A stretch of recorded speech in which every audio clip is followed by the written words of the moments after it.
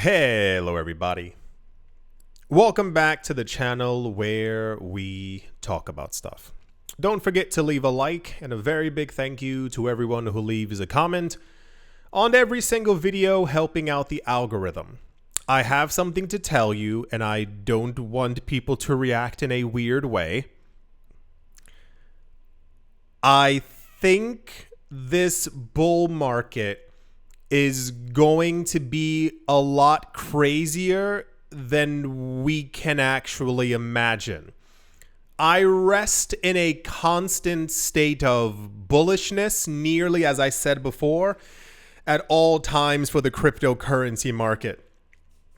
My problem is that my meter is already at a 10 out of 10, and it's difficult to kind of like break that barrier and go even higher. I think we're all being distracted from a lot of different things in life in general.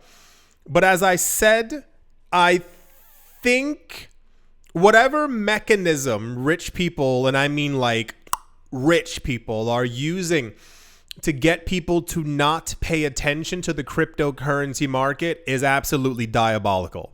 I don't know how they've done it. I don't know how they can convince enough people, despite all the news that we're getting, to shy away from the market, to get into meme coins, to not purchase Bitcoin, to not look at Ethereum, to have a negative vantage point on XRP despite 7 years of nonstop good news.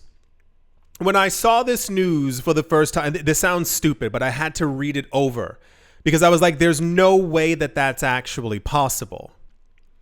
One of the big things that we've gone over on this channel for a while has been that there's not a lot of Bitcoin left. It's like one of the main focal points because there was for a good like year and a half period. It was kind of all the news that we had. If you remember, it was like really always there. This was around when Bitcoin was like around $14,000, $15,000, $16,000, around the time of the whole FTX thing that was going on. And I tried my best to tell people not to panic, but panic ensued. What we've steadily seen is that the amount of Bitcoin, now really like hear what I'm saying, the amount of Bitcoin accumulated has far out surpassed what gets created. And it's also completely gone past the actual level of demand. So I'll give it to you this way.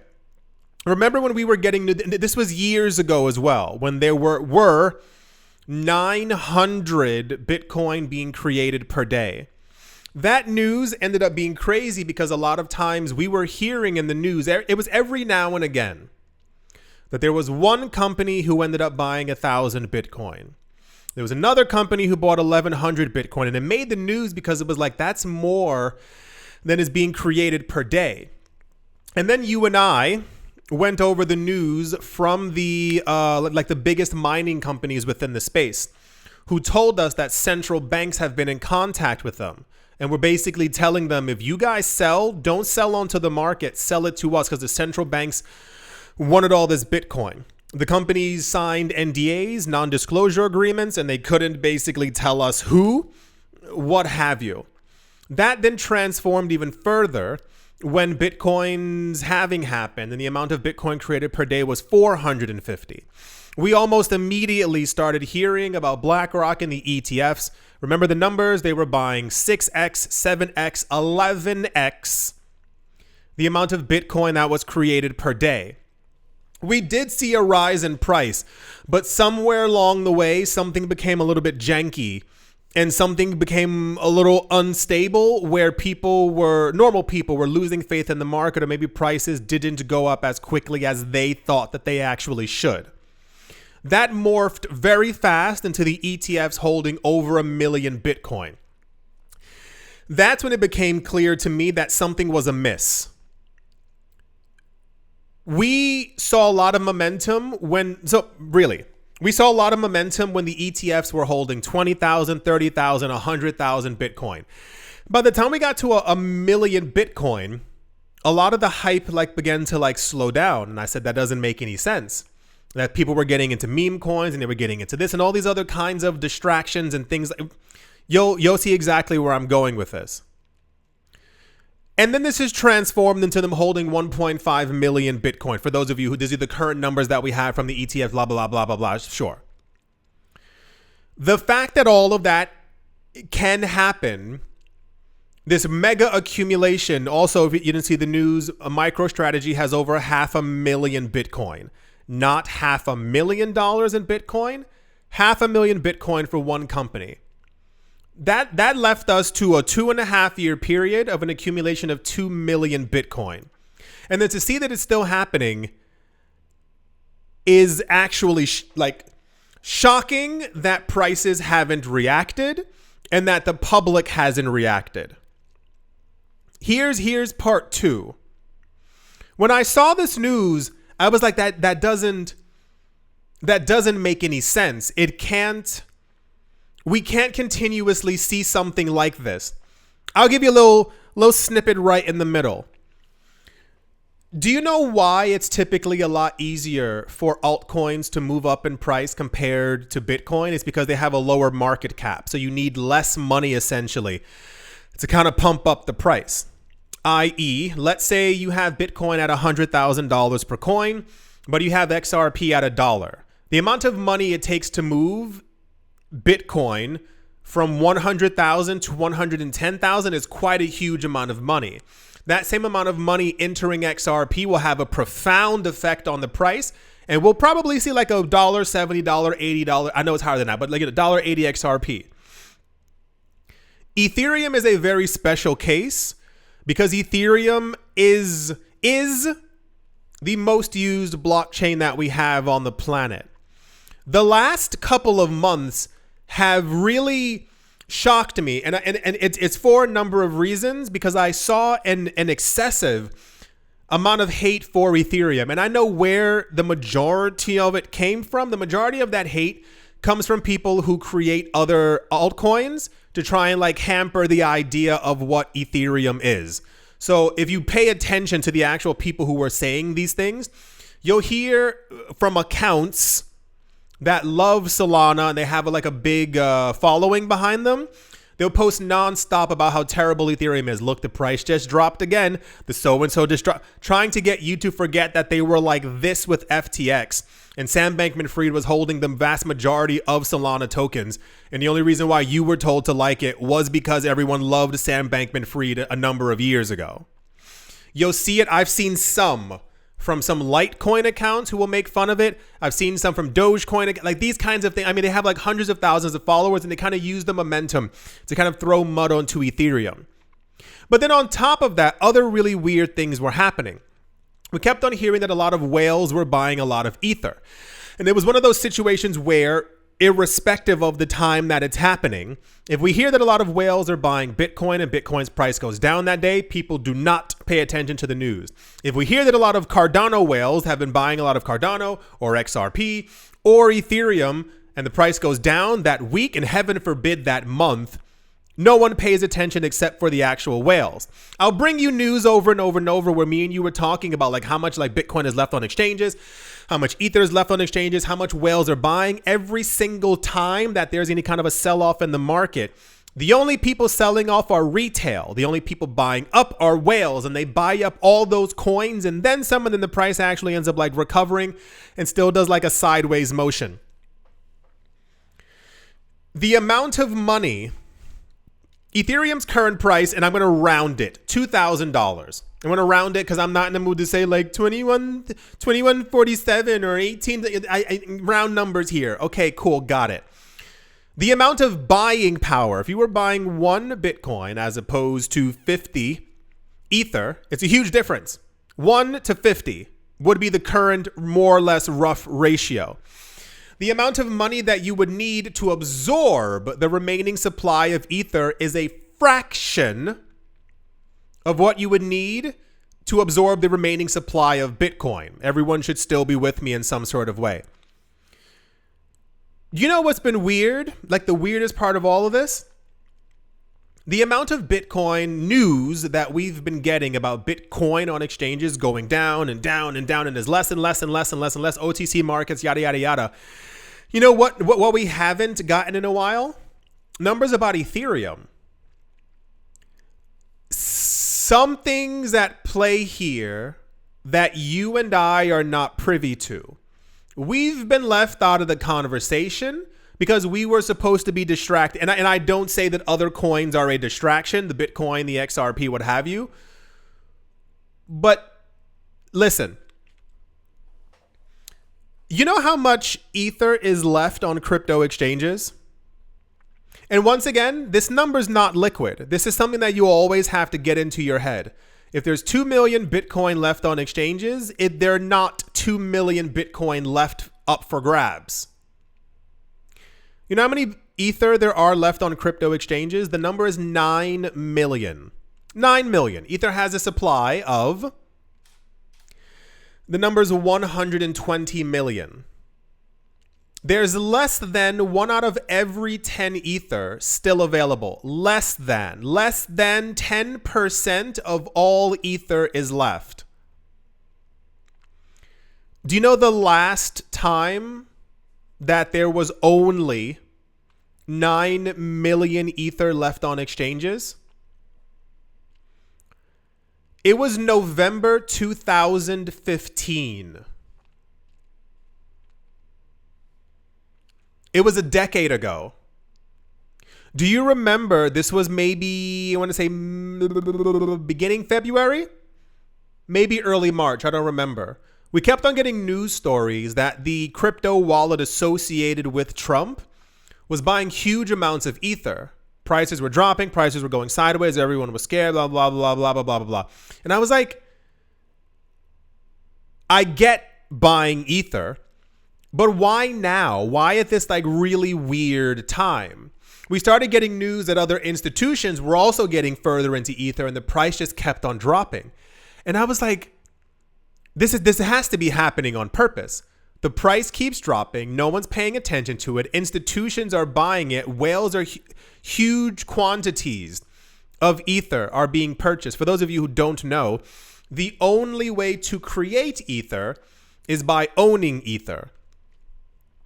Remember how we kept on getting those price predictions for a $10,000 Ether, a $15,000 Ether? People think by 2030, 2035, we could potentially have a $100,000 Ether. There's less than the number is 8.97 million.